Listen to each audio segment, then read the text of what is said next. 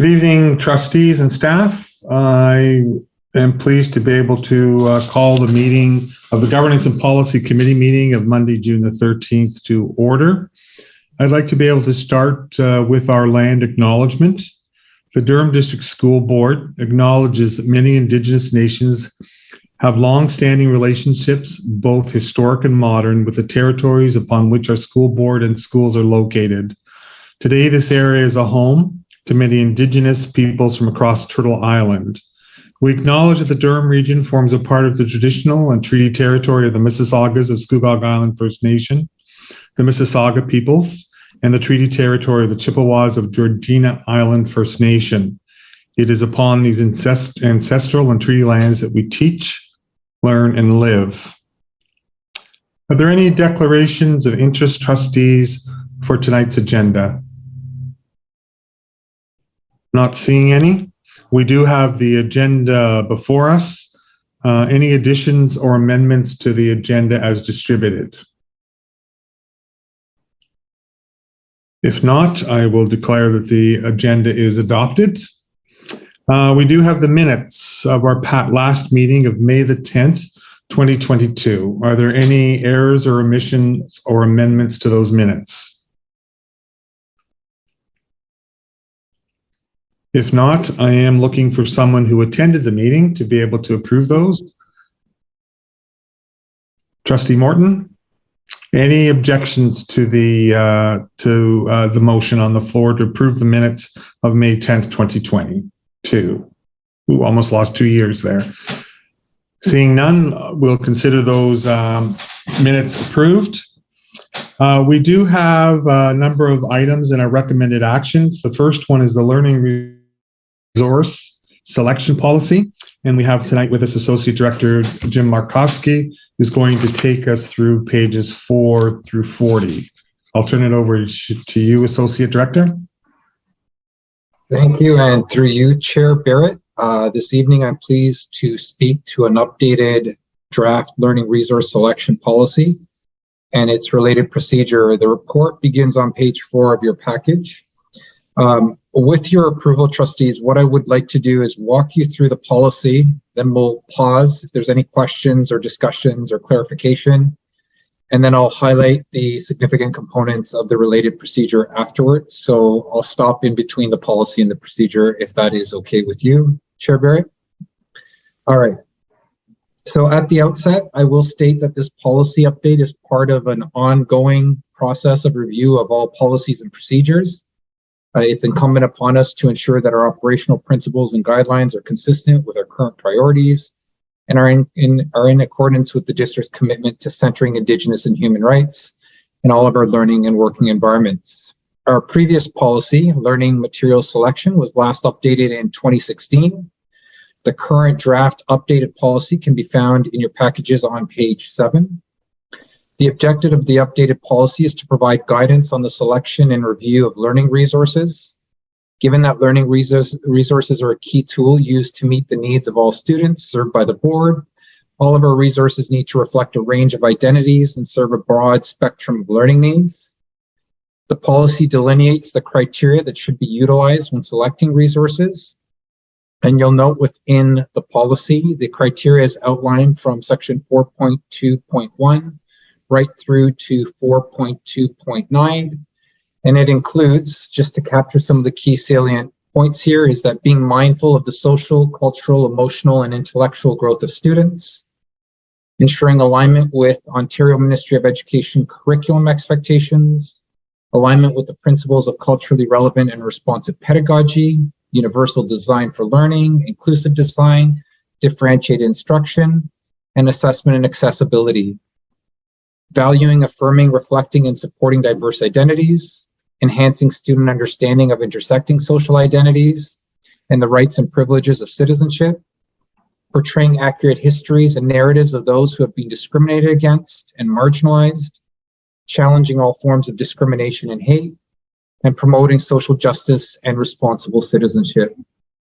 The previous policy, which is captured on page 32 in your packages, did not itemize the specific criteria we're now integrating into the document and relied much more on what I would say are just generalized statements. The updated policy reinforces the importance of screening resources for profanity and sexually explicit content with a view to ensuring that the inclusion of that material is age appropriate and material to the resource. Canadian content is also prioritized in the document. Again, this is something that was not addressed in our earlier document. The updated policy includes a provision for parents and guardians of DDSB students who may wish to challenge any of the learning resources in use. We've also included a statement reinforcing the importance of all resources complying with the Indigenous Education Policy, the Human Rights Policy, and the related procedures. Again, this is an enhanced section of the policy which is further operationalized in the related procedure. That pretty much captures a summary. I'll pause at this point, and if there's any questions or points of clarification on the draft policy, I'm happy to take them at this time. Thank you, Associate Director. Are there any questions with regards to the policy that has been presented tonight? Starting on page, I think it was 32, if I'm not mistaken. Yeah.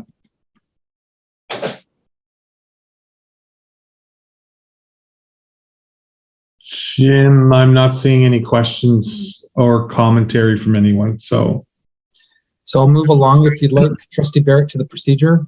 Please, yeah. So the draft learning resource selection procedure is on page, flipping your 13 of your package. It begins.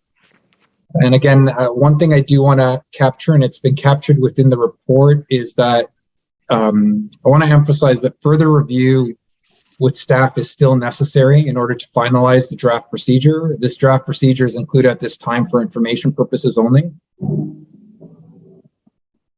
So recently, as I go back here, it was 2016, similar to the policy. The last document was last updated in 2016. It was at that time called the Learning Resource Material Selection Regulation. And the procedure is intended to provide operational direction to the implementation of the draft learning resource selection policy, which I just highlighted for you. The procedure encourages staff to engage in annual resource reviews as a way of ensuring that our learning resources are materials that reflect current priorities and challenge all discriminatory biases, attitudes, assumptions, stereotypes, content, and barriers. The review of resources should be done in conjunction with the new process for the selection of learning resources and text selection tool, which is attached in Appendix C, and I'll talk to that shortly. The review of resources will also take into consideration input from school principals, students, system departments, and resources as necessary. The procedure explains the ways in which the reconsideration of a resource should be handled. Reconsideration can take place as a result of the annual review or in response to a challenge from a parent or community member. And there are two pathways for reconsideration. There's an informal reconsideration pathway and a formal reconsideration pathway. So I'll begin with the informal, which again is obviously highlighted in the procedure. The informal reconsideration process is one that is most often resolved at the school level. The principal and staff discuss the concerns and review the board's resource selection policy and procedure with the complainant. If the objection involves an Indigenous resource, we would include the Indigenous Education Department and they would be consulted. And similarly, depending on the nature of the concern, we may also consult with other departments. The principal will make a determination as to the appropriateness of the material in question, taking into account all district policies and procedures. The principal will discuss his or her decision with the complainant and discuss a resolution with them. If the principal deems that the material is inappropriate, she or he will notify the library facilitator, who will then decide if there needs to be any system-wide action. And if the complainant is unhappy with the principal's decision, they may submit a request for formal reconsideration. And I apologize if I'm being detailed, but I guess part of me as I was going through this wanted you just to walk you through in terms of an understanding of how it is that it unfolds. So from there, if there was a need for a formal reconsideration, this would obviously take place at the system level, and a learning resource reconsideration committee would be formed at that time. The structure of the committee is delineated in the procedure as well as the working guidelines and mandate for the committee. The committee will provide a written report of their decision to the Director of Education and the complainant within 30 days of the committee's first meeting. The report will be retained, and the Innovative Education Library Facilitator will maintain a list of challenge resources and whether they've been retained or removed from use. The communication of the committee's findings is explained, as are the responsibilities for committee members, superintendent of education, central staff, school administrators, and educators. The detail in the new procedure actually ensures our review of learning resources is in alignment with our updated policies and procedures, particularly with regard to the Indigenous education policy and the human rights policy. And the new procedure promotes and upholds our commitment to Indigenous and human rights, including anti-colonial, anti-discriminatory, and anti-racist approaches. And I had mentioned previously, you'll note that within the procedure, it makes reference to the process for the selection of learning resource and text selection tool. This is something that's been adapted with permission from one of our neighboring boards, the York Region District School Board, which I will unpack just slightly just to give some further context. So this tool, which highlights 6 key components, sets out the principles and criteria for the selection of learning resources in DDSB schools. It is informed by the board's strategic and operational plans, and again, embeds our commitment to promoting and upholding Indigenous and human rights. The tool will support all educators as they make site-based decisions around resource selection. It ensures that conversations we have about learning resource selection include our principles and values consistently, and that we can discuss those in a transparent manner. And we believe that this is a best practice tool and appreciate the opportunity to adapt it into our school and system operations. So in conclusion, we're excited about the use of the tool, and in conjunction with the updated policy and procedure on learning resource selections, which have all been presented to you in draft. That is the end of my report. Trustee Barrett, I'd be happy to take any questions at this time.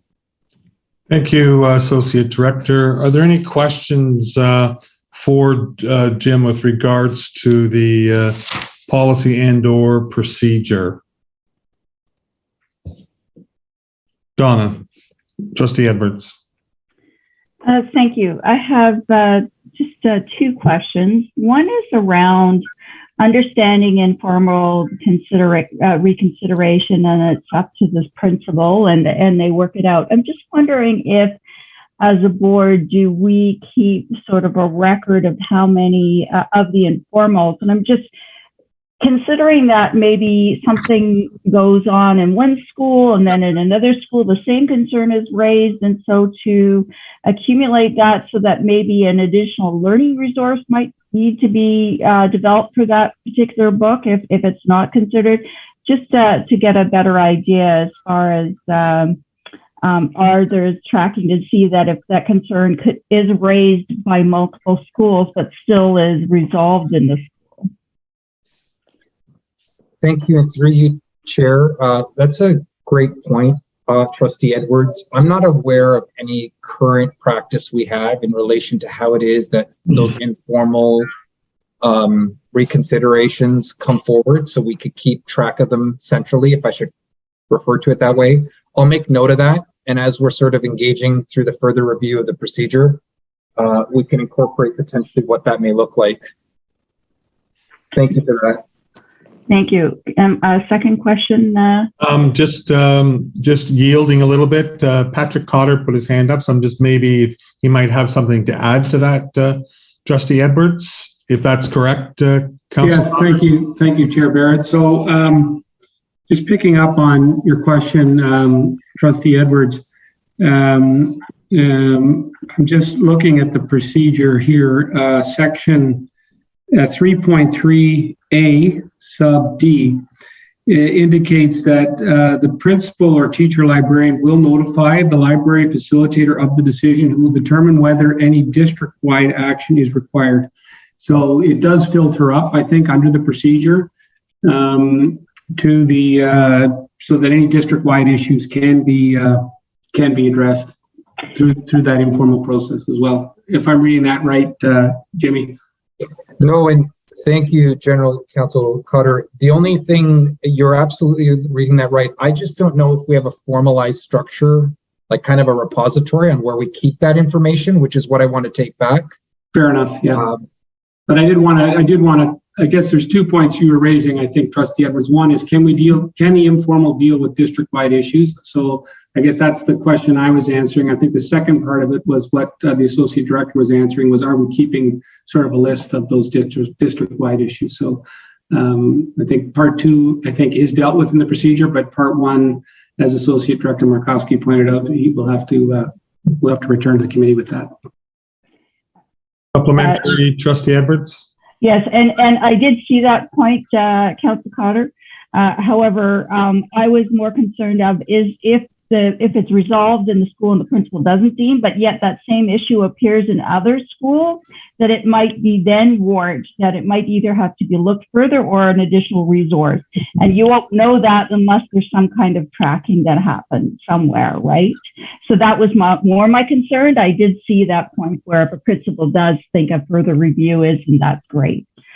And then the second comment I have is around when the request for a formal reconsideration is made, it says that the Superintendent of Indigenous Education will serve as the chair of the committee, but later on it says the chair doesn't vote unless there's a tie, as well as there doesn't have to be any, they may or may not decide whether there's another person from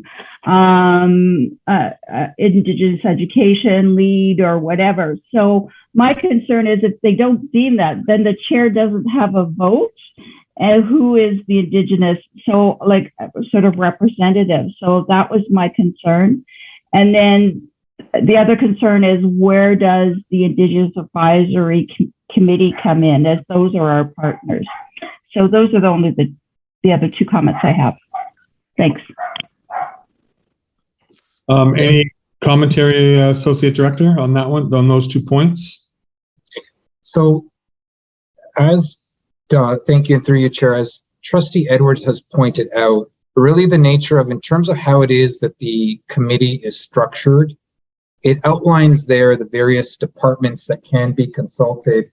Now, I would assume, Trustee Edwards, in a situation where we're potentially examining an Indigenous resource, that there would be representation within the committee that's formed.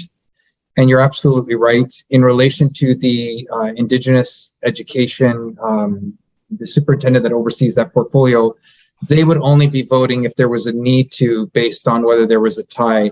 But I would foresee that there would be representation within the committee that would also include, as part of the process, consultation with our Indigenous communities here within Durham. I'll make note of that to give that a further review, just to make sure that what you've brought forward is accurately reflected. Yes, just that it does say that it. Trustee Edwards? Yes, sorry. It does say that the superintendent may deem appropriate in the circumstances. So that's where it's sort of iffy. So to me, if that's the case, then there should be a member, and just to make sure. But anyways, yeah, thank you. I didn't want to get into it, but where it talks about system leads, system facilitators, so I would naturally see an intersection of members from our Indigenous education department sitting in and supporting that committee at that point.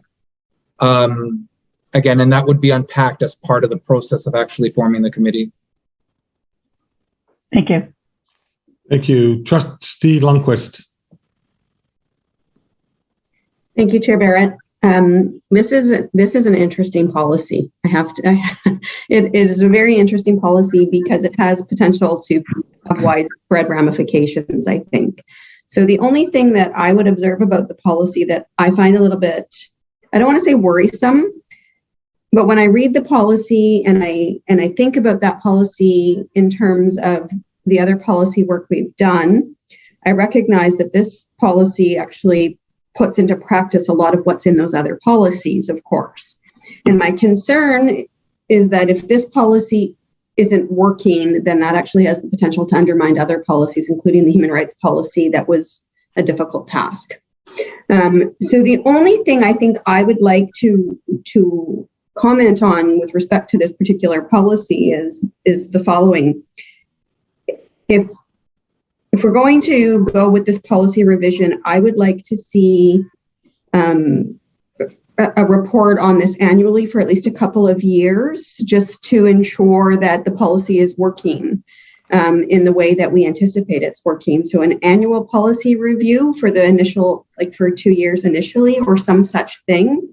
And I say that because I was thinking very similar things to Trustee Edwards initially, in terms of patterns emerging and that sort of thing. And so the idea that trustees would need to know about those kinds of patterns is not an insignificant one in my mind. So I'm wondering if it's possible if we could build in an annual review process, at least in the initial phase of the policy, to determine if those kinds of patterns are in fact occurring and whether they need to be addressed vis-a-vis the policy function that we have. Thank you, and through you, Chair Trustee Lundquist. Those are some great points. Patrick, I'm going to lean on you for this one. I don't personally foresee a concern of us potentially bringing forward a board report, where we could provide, as Trustee Lundquist outlined, a bit of a summary in terms of just general themes that have come forward and how it is that we're implementing the actual policy and operationalizing it through the procedure. But I'm going to lean on General Counsel Cotter here in terms of any insights he may have. No, and thank you, through you, Chair Barrett, if that's okay. No, I would agree, Associate Director Markowski. I don't have any concerns with an annual report on implementation. I'm not sure if that, Trustee Lundquist, if that's a review, or if we just add into the policy requirement that staff will report annually on the policy. I'm not sure which is preferable. I leave that to the committee to debate. But I think it would work if we just added to the policy that staff, or the directors, to report annually on the implementation of the policy. May I speak to that, Chair Barrett? Absolutely. Thank you. I'm content with that. I think that makes sense. And then that way, if trustees have a concern about what is being reported, then they can take a further step. I just think this is not, like, to me, I know that this isn't going to be seen as a big policy initiative, but it's very meaningful in my mind. And, what you put in front of students is what's going to influence the way they think. So I see this as really, really important. So I would be content to see it there. And then if future boards determine that they want more information, it opens the door to it, and it reminds them that this is occurring and that they have a policy function here. So I'm content with that. Thank you. I recognize I'm not speaking for the board or other trustees. I'm just observing that makes a ton of sense to me. Thank you. Yeah.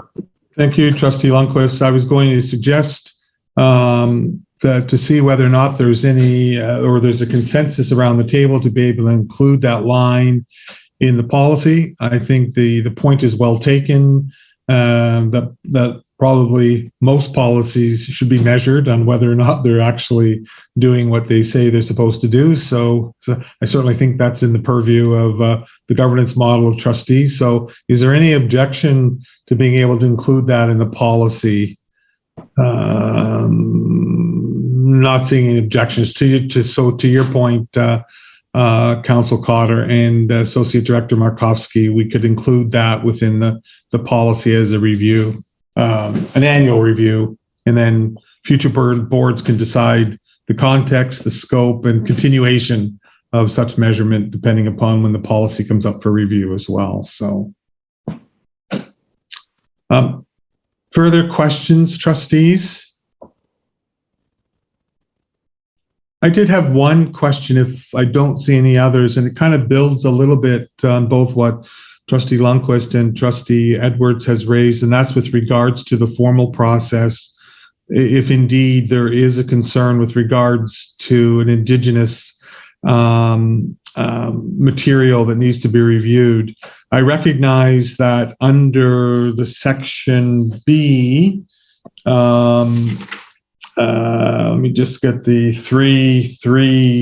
actually it's CB, that the Superintendent of Indigenous Education may have other individuals as deemed appropriate. I'm just looking back to one of the issues that we had recently where communities weren't necessarily consulted. I recognize that under that scope, when we're looking at being able to take literature off the shelves, there was certainly a desire to make sure that we worked with the Indigenous community to be able to review those. It's not specifically laid out there. I know it could be under the phrase other individuals the Superintendent of Indigenous Education may deem appropriate. But I'm just wondering, in that case, if we're dealing with Indigenous like literature, resource selections, etc., on whether or not that wouldn't just be a given, just based upon some of our experience just recently. I see Council Cotter has his hand up, so I'll go to him if that's okay with you, Jimmy. So, Council Cotter. Thank you. Through you, Chair Barrett. I think the thinking on this one was to appropriately recognize the autonomy of our First Nation partners, and we're really not in a position in a procedure to dictate their involvement. Recognizing, of course, your point is well taken that we are going to obviously want to seek input from them, but they may or may not want to engage on any particular issue. So I think that was the intent of leaving it generic, so that the Superintendent of Indigenous Education could liaise with the appropriate community partners without us being seen to dictate their involvement. That was sort of where we tried to draw the line. So I don't know, Associate Director, if you wanted to add anything to that.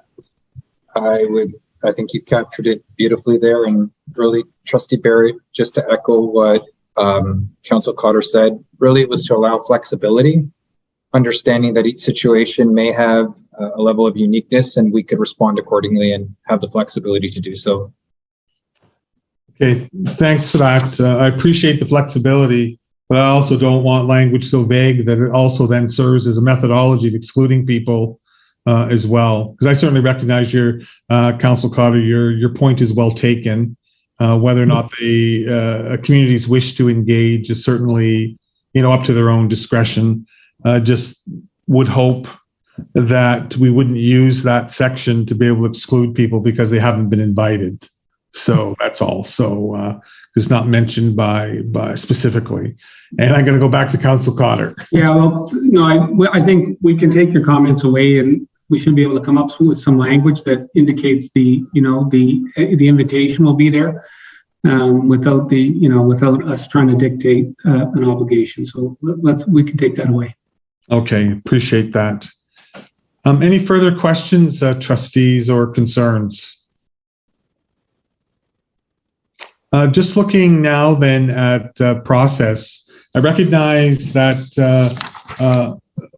Associate Director Markowski, you said that the procedure is really in draft form, etc. The policy itself, recognizing that the procedure obviously dovetails into the policy, wondering if it would be the intent in order to be able to have the policy go as a notice of motion to board, recognizing that there was potentially two small changes to it.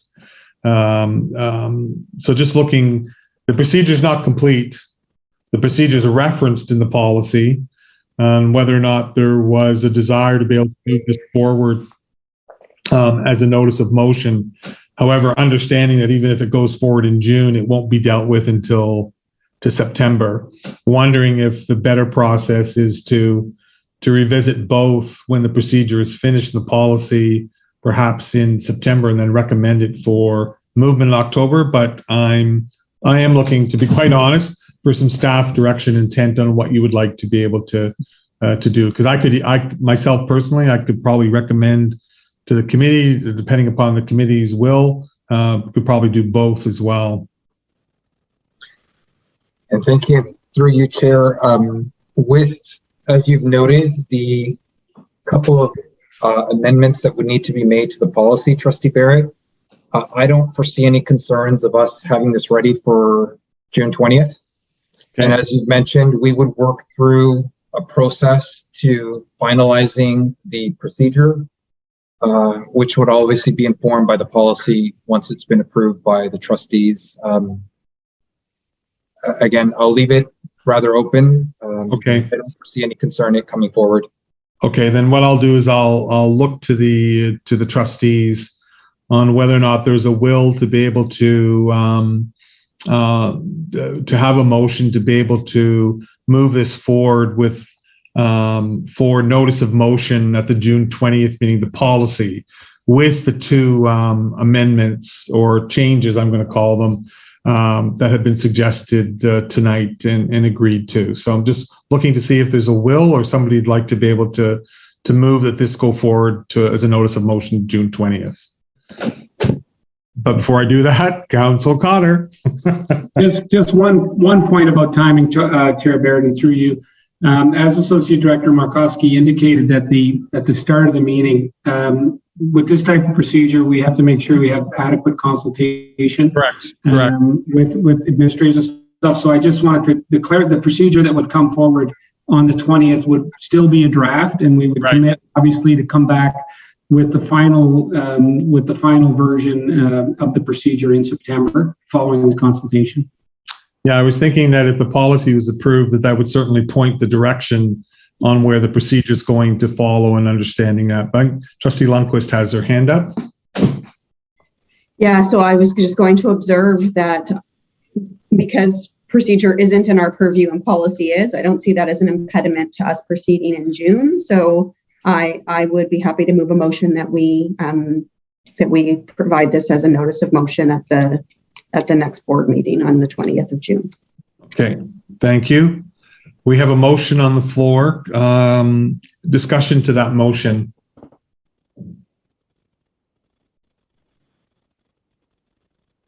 Are there any objections to the motion, which would be able to take the policy? Let's just going to make sure I got the right numbers. The draft learning resource selection policy forward as a notice of motion on June 20th, which then would be brought forward, obviously, at the September board meeting for approval. Are there any objections to the motion that's on the table?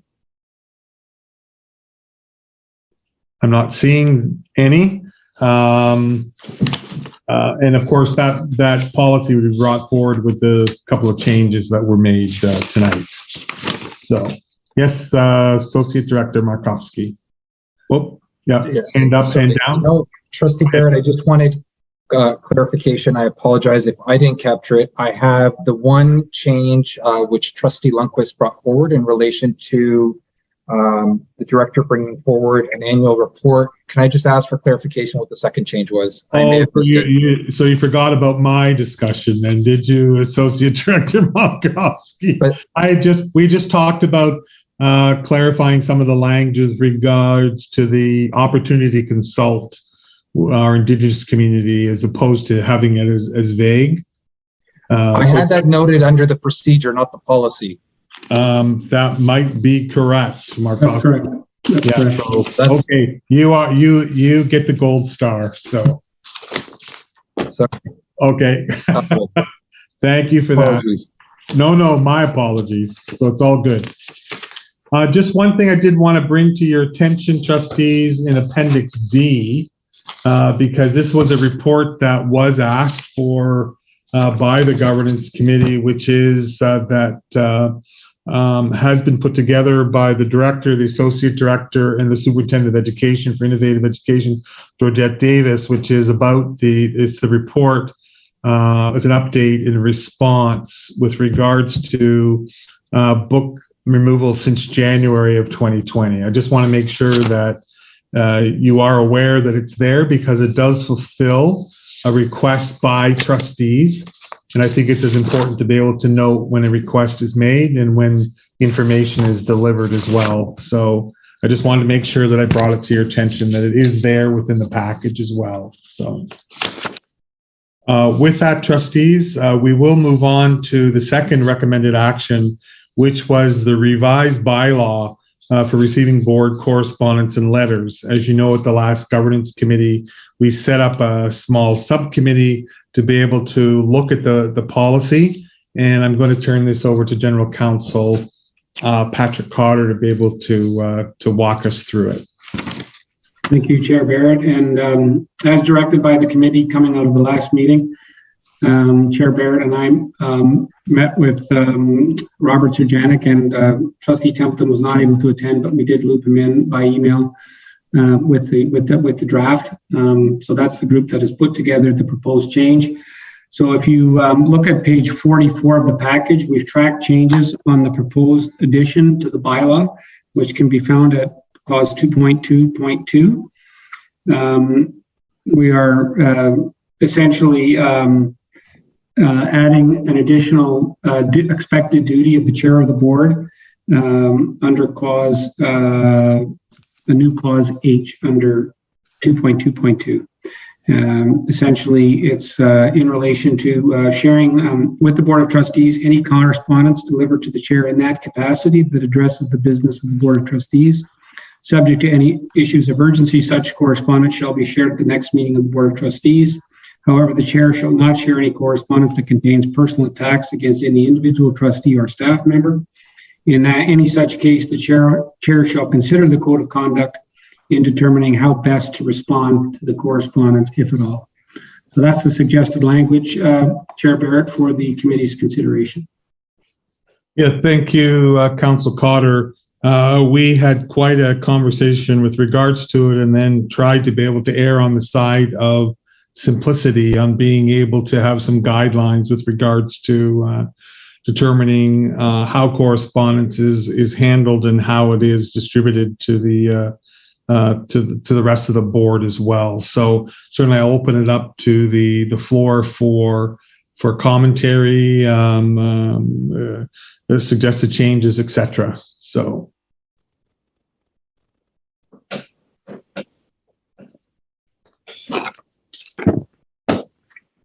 Trustee Edwards.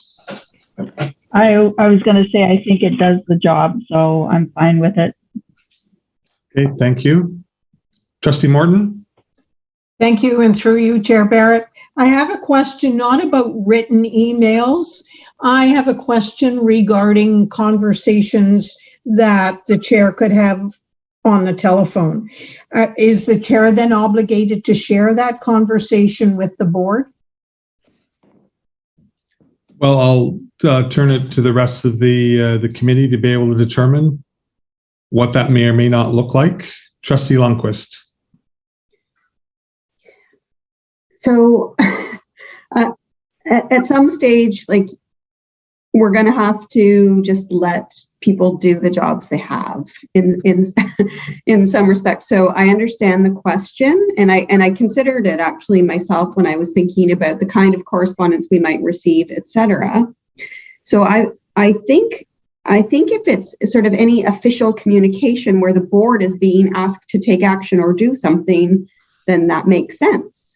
But if it's just somebody who, and I'm sure that the chair gets many of these calls because I know trustees certainly get them. If it's just somebody who wants to express a general concern or wants to vent about an issue or something like that, I certainly don't feel as though I need to be advised of that from every trustee or chair. So really, I think for me, I don't know that I want to amend the bylaw further to reflect conversations. I just think at some stage we have to rely on people's professional judgment. And if something is being sought from the board in terms of action, then it comes to everybody, because of course the chair has no ability to act without the other trustees. That's just my sort of initial thought about it. Mostly because I just can't imagine trying to deal with the reams of phone calls that we all get, along with the ones that the chair might also get. And frankly, a lot of the things we get are often just like sort of short procedural questions or that kind of thing. So if we're going to add in phone calls and the like, then we're going to have to really distinguish when that's necessary and when it's not. And to me, it's only if the board is being required or asked to act on something. Okay, I'm going to go to Trustee Crawford and then Council Cotter. Trustee Crawford. Well, I think Trustee Lindquist said exactly what I would have said, that you can't start putting that down on paper of something that a chair or any individual has to do. They have to judge that themselves. And it would also mean that maybe I would say, well, I don't want to call the chair about this because she has to share it with others. So I would never put that responsibility on the chair, because they might say, well, I'd like to share this with the other trustees, and the person could say yes, or the person might even ask that that be done. But you can't be sending out emails about every phone call. Thank you, Trustee Crawford. And Council Cotter, I see your hand went down, but that's because you promised to call on me, so I thought I could through you, Chair Barrett. So the just picking up, I guess, on Trustee Crawford's point, there is some, if the committee or the board does amend the bylaw, then we're essentially providing notice to people that if they do write that letter to the chair on board business, it is going into the board package, which is something that if somebody makes a phone call, they don't really have that sort of notice. So these letters would become a matter of public record, which I think is different from a phone call. It'd be difficult to provide that sort of disclosure for every call. It would make it pretty unworkable, I think. Yeah. Any further commentary, trustees? Not seeing any. Not that it really matters, but I would concur with the two earlier speakers. I believe that the chair needs a considerable amount of discretion because they may be a conduit for concerned citizens that want to be able to reflect things. The only thing I would suggest, though, that if it is something of a nature that potentially has the ability to be able to change direction, cause us to be able to make decisions, like, for example, a call for the Minister of Education, who is passing along information directly to the chair as an action that's being taken or anything of that nature, it might behoove the chair to be able to share that as it points direction, for example, but they would likely be few and far between. And you would think that the chair would have the discretion to be able to deal with those. So I think that based upon at least the couple of commentary, chair/trustee Morton, I believe that would still fall within the discretionary powers of the chair to exercise their duties as prescribed under the Education Act as well. So, but we do have just the changes that is here on with regards to the roles and responsibilities under 2.2.2.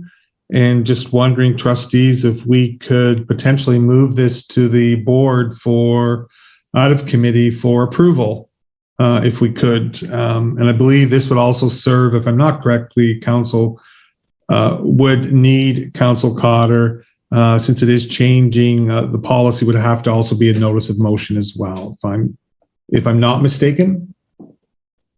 You are correct, Chair Barrett. Yep, we need a full month. We need board-to-board notice of motion for amendment to the bylaw. Correct. So what I'm potentially looking for then is just to seek clarity, is to be able to look for someone to be able to move this as a notice of motion on January the 20th as well, to come back in September after consideration and consultation.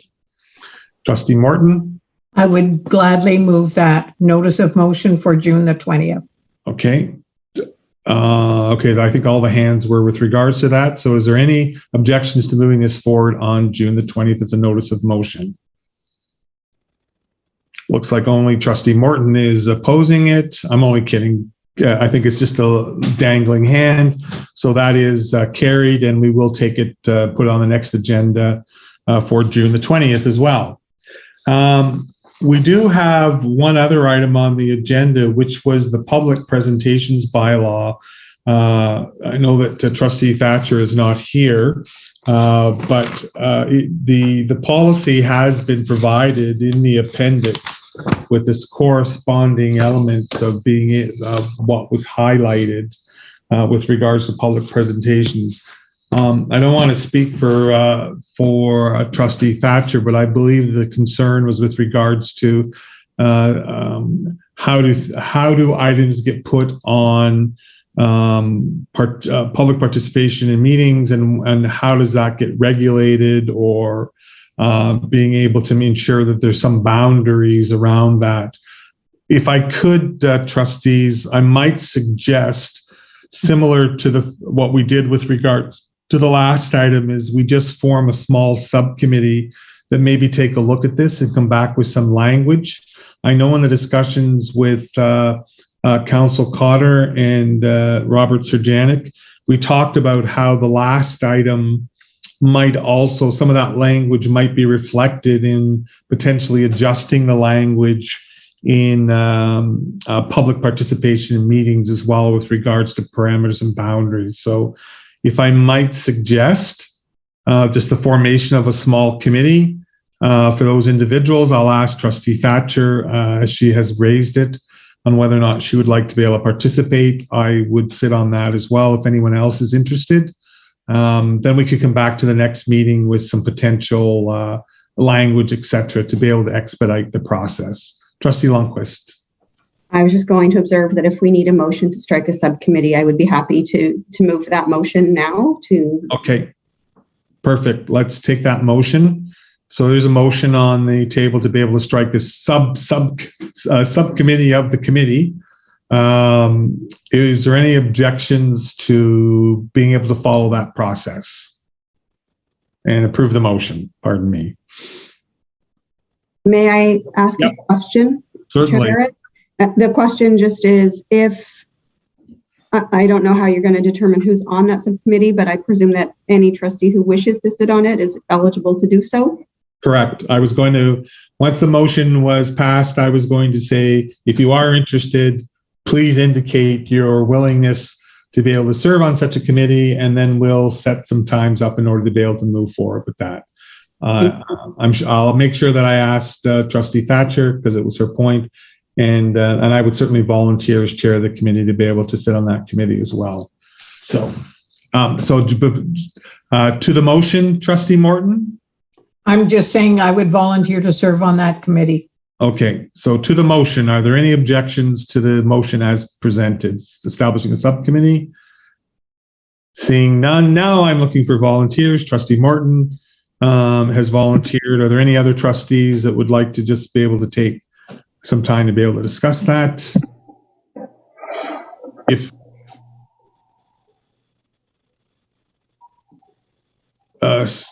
Trustee Templeton, perfect. Trustee Crawford, you went off mute. I'm just wondering if that's an indication of interest. Well, I was going to ask a question as to whether you had established how many should be on it, or are we just going to let any number? Yeah, I would say anyone who's interested, Trustee Crawford. So, all right, I would be interested in that, and okay, should have, I guess, an odd number or something. I have a question. There's already a policy in place that we would have to work with. Is that correct? And we're yes, it's included in the package, and the appropriate items have been highlighted, probably by Robert Surjanic, if I'm not mistaken. They've been highlighted, so someone's highlighted them for us. So, yeah. But would the whole policy be open to suggestions by the subcommittee? It certainly is the section of 5.13, Trustee Crawford. That's part of our committee structure or composition on 74. So it's within that policy. But what has been highlighted that relates to it is certainly open for discussion. Okay, fine. Thank you. Okay. Lundquist, I did see your hand up. Or not? So it was, and then once I realized you already had 5, I rapidly took it down because I feel like that's more than sufficient for a subcommittee, and I don't need to suddenly make it an even number and make it difficult. So I'm quite content to allow you to do the work and respond accordingly. Okay. All right. Thank you for that. Seeing no other items on the agenda, there was no introduction of other business. I will declare, since the agenda has completed our business, I will declare the meeting adjourned. And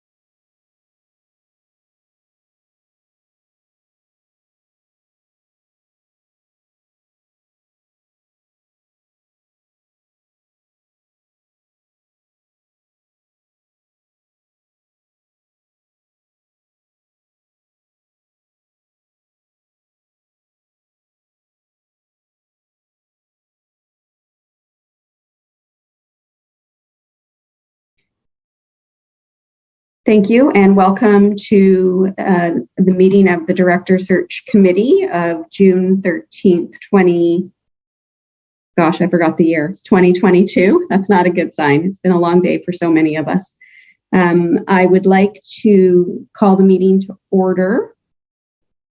I'm having some technical difficulty suddenly, and I can't pull up the agenda, but I'm going to assume that the land acknowledgement is next. And so we will proceed with that. So the Durham District School Board acknowledges that many Indigenous nations have longstanding relationships, both historic and modern, with the territories upon which our school board and schools are located. Today, the area is home to many Indigenous peoples from across Turtle Island. We acknowledge that the Durham region forms a part of the traditional and treaty territory of the Mississaugas of Scugog Island First Nation, the Mississauga peoples, and the treaty territory of the Chippewas of Georgina Island First Nation. It is on these ancestral and treaty lands that we teach, learn, and live. Do we have any declarations of interest, trustees? I see none. So we will move to an approval of the agenda. I don't think it's going to be particularly controversial, so I'll just ask if anyone has any objections. Seeing none, the agenda is approved.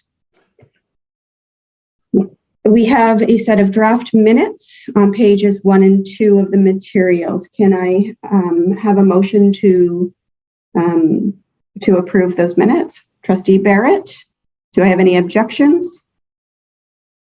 Seeing none, those minutes are approved. That takes us to item number 6, which is a review of the draft request for proposal. In particular, we're going to have a discussion about the nature of the mandate. We'll find that on page 7, and the scope of the work, which is found on page 28. So we're going to be looking at pages 3 to 32 of the agenda. Can I turn to you for some context, please, Councillor Cotter? Yeah, thank you, and through you, Chair Lundquist. So at the last meeting of the committee resolved that the board would seek to retain a executive search firm to undertake the search for the Director of Education in light of Director Marsh's pending retirement. The committee sought to review the request for proposal. This is going to a public tender. The committee sought to review an RFP and to have input and discussion on the key terms of the RFP, which, as you've already highlighted, Trustee Lundquist, are really page 7, which is the nature of the mandate, and page 28, which is the scope of the work. The Director Search Committee obviously will be involved in this discussion regarding the RFP. Many of the subsequent meetings of the committee, I think Trustee Lundquist will likely engage Section 207 and will be in-camera meetings. I would anticipate and advise the committee that this discussion is fairly generic, and just in terms of the nature and scope of the mandate. It is unlikely to engage Section 207, but if the committee does seek to discuss pricing issues or negotiation issues, it may be appropriate for the committee to move in camera at some point. The subject to any questions you may have, those are the introductory comments. And as I say, the key language, I think, for the committee's consideration is at page 7 and page 28. Okay, trustees, I know that you've all had that in your package. And if people have any commentary about, we'll go to Trustee Barrett, who either has a question or some comments that he'd like to offer. Thank you, Trustee Barrett. Yeah, thank you very much, Chair Lundquist. Just a couple of items, and they may be a little redundant, but and I'm talking about the scope of work on page 28 and 29, or do we want to talk about that? Is that?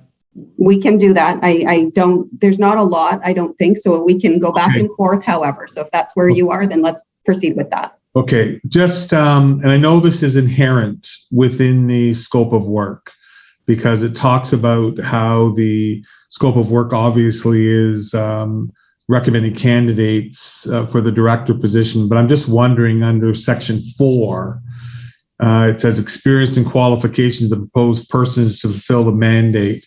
If we could add maybe a couple of bullet points with regards to specifically with regards to something to the nature of specifically with regards to director searches or CEOs of public organizations. I would just like to be able to make sure there's some element of relevant experience of the individuals with the mandate in hiring CEOs/directors, leads of, say public organizations that would make sense. So that's was just one potential suggestion.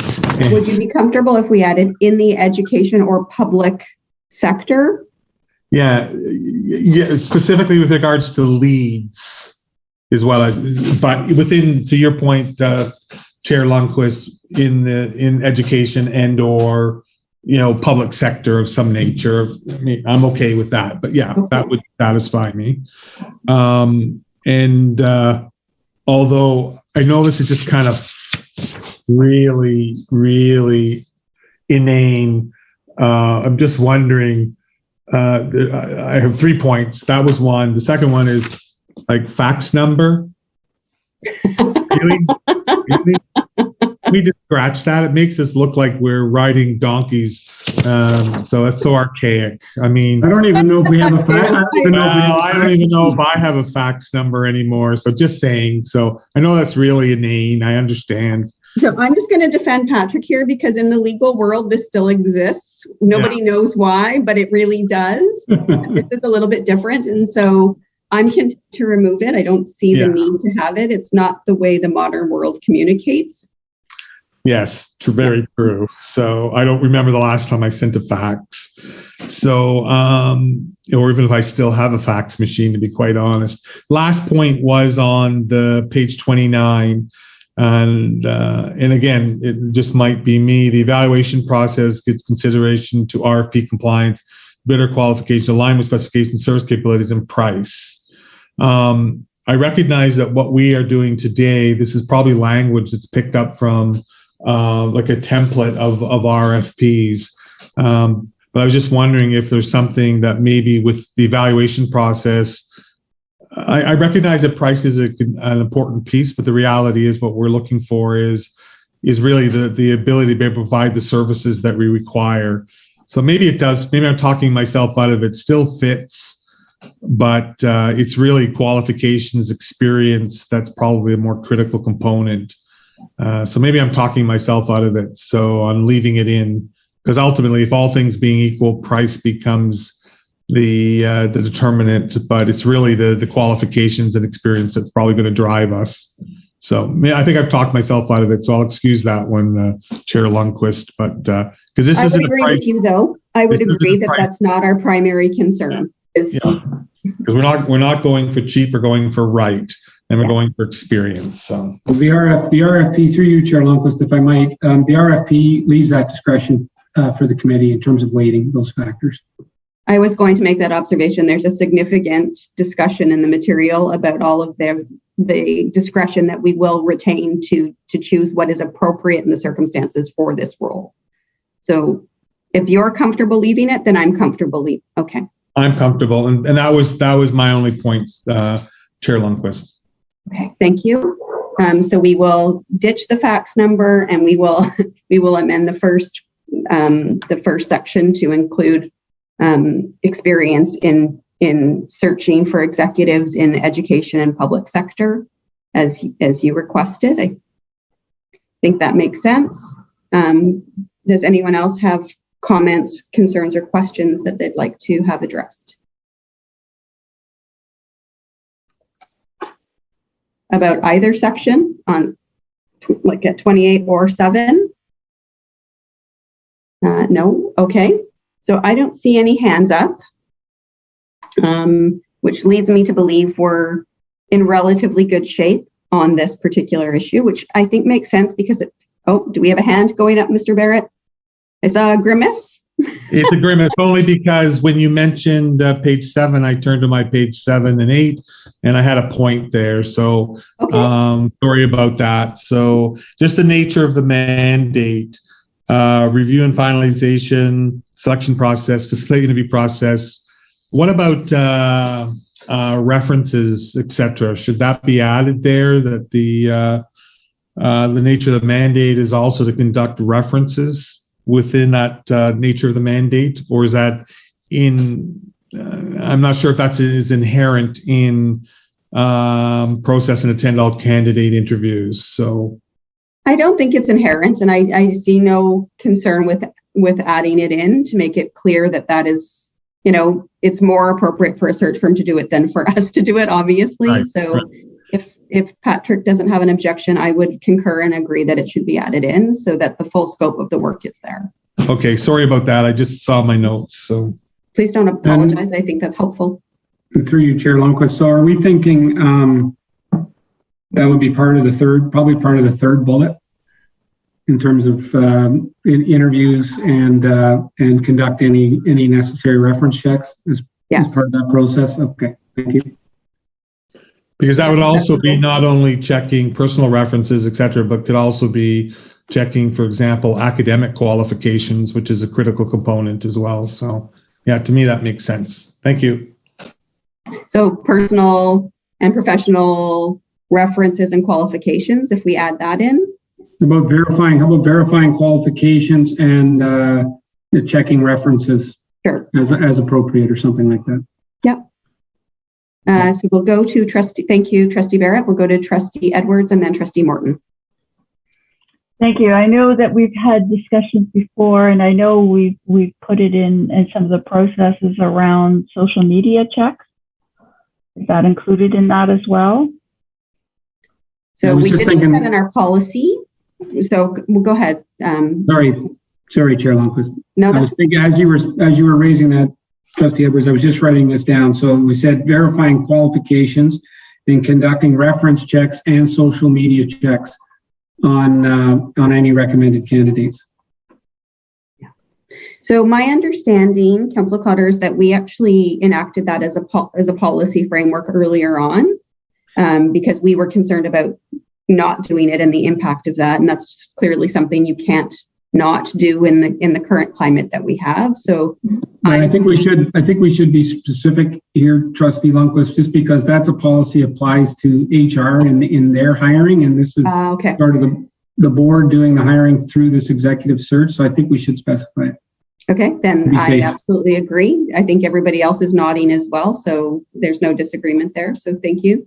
Trustee Edwards, do you have further or no? Okay, thank you for that. That's helpful. Trustee Morton, please. Thank you, and through you. I'm just wondering, Patrick suggested that the reference checks would be part of that third bullet. That's a follow-up of the interview process. Would it not be wise to have that as a fourth bullet rather than included in the third? We certainly can. I think that this is the next step, and it's a very important step. Yeah, I'm content to move it to a fourth bullet. There's no concern about doing it in my mind. Councillor Cotter, do you have any concern about that? No. So we will do that. Chair Morton, sorry, everybody in here is a chair of something, so I'm going to call everybody chair. So that's, I think it can fit either way. And if that is your preference, I can appreciate why you would want that. And I have no concern. Does anybody else? No. So that's what we will do then. Is that okay? Okay. Does anybody else have any observations, questions, concerns, issues they'd like to raise with respect to the nature of the mandate or the scope of work? Oh, sorry. Go ahead, Councillor Cotter. So no, it's just to jump ahead here. Obviously this will be posted on our bids and tenders and elsewhere, and we'll get the word out. And if there are any firms we want to make sure get notice of this, please email me, and I'll make sure that that purchasing has that information, so we can make sure that those firms are alerted to the RFP. Okay, so trustees, you've heard that. If you have firms that we've dealt with, or that do this kind of work, that you would like to have notice of it, you can email Patrick, Councillor Cotter, and he will ensure that that gets to anyone that is put forward as a potential. Okay, so we're going to go back to Trustee Edwards and then to Trustee Barrett. Thank you. I just, and I'm trying to find where it was, but it was just dates that were somewhere, I believe. And my concern is that leaving it until the 30th of October with timing, et cetera, that it's not going to give us enough time for decision making. And acknowledging that through a board meeting. So in the last meeting we did have a series of dates that were, yeah. So I don't have that material in front of me. I don't know if Councillor Cotter, if you have that material in front of you and you can provide us with all of the various dates. Yeah, sure. So what I did, Chair Lundquist, was I pulled the dates that, the proposed timeline that the committee reviewed. Yeah. Last time and plugged that into. So, Trustee Edwards, it's on page 28. That's right. Under the scope of work. We could add some qualifying language. So we could say, work to be completed in accordance with the following timeline, or as the board may direct, because it may be more aggressive, as you say, if things are moving along tickety-boo. So I think we could just add that, or as the board may direct, would give you, the necessary flexibility. Okay. I see Trustee Barrett, did you want to speak to this issue or a different issue? This issue. You're on mute, so I can't hear you. So there was going to be this issue about the dates as well. Okay. So I was going to maybe just suggest we might want to kind of maybe give us an extra couple of weeks at the end of October 30th, understanding the mandate of this board ends around the 15th of November or something. So all we have is we got a 2-week window. So any trip could potentially. So I was just suggesting that maybe trying to finish around October the 15th, but I'll leave that up to you as a chair to be able to work potential dates, etc. The other thing was I was just going to ask on whether or not you wanted to be able to have a motion to be able to approve from the committee the design of the scope of work as presented. And if you did need that, then I was pleased to be able to make that motion. If we're just looking for consensus, I'm good for that too. So. No, I think it's wise to have a motion on it. And so I appreciate that. So a motion is on the floor. Although I think that the motion and the scope of work issue probably needs to include the language that Donna raised, the issue that Donna raised with the language that Patrick suggested, so that we have some built-in flexibility. Yeah, so I was going to suggest as amended. Perfect. So. Any discussion to the motion to approve the scope of work with the amendment for the timeline, potential amendment for the timeline as the board directs? Go ahead, Trustee Edwards. Yes, I like the amended wording, only because actually our last day of work is November the 14th. November 15th starts the new board. Okay, so do we have any objections to the motion? I don't see any, so that motion is passed. And that gives us the flexibility I think that we need in order to make sure we have the process complete in a reasonably timely way. All right, so I think that is the entirety of the agenda, although I can't see it, so I'm just guessing because I'm making it up as as I go. No, you are correct. That was the end of the agenda, Chair Lundquist. I'm delighted. Except for the next meeting date was on the agenda as well. So. And do we have a suggestion for a next meeting date, or shall we canvass a date via email that is acceptable? I think that makes sense in light of the fact that several of us are missing today, and this is important work, and I would rather get consensus from all if we can. So. With your consent, I would like to just move that issue and have it addressed via email, and we'll come up with a date that makes sense in terms of the schedule and moving the process forward. Yeah, so it'll be through you, Chair Lundquist. So I think it would be after the deadline for the receipt of the RFPs, eh? I don't think there'll be much to talk about before then, so I think that makes sense. It'll be shortly thereafter. Okay, sounds good. Okay, thank you. So if there is nothing further, then I would like to adjourn this meeting. Everybody's nodding, so I'm going to take that as consent to adjourn. I appreciate your time, and we will send out an email to address the next date that we need, and it will be, as Councillor Cotter suggested, after we have the RFPs out and back in. So thank you for your time. Good night, everybody. Thank you.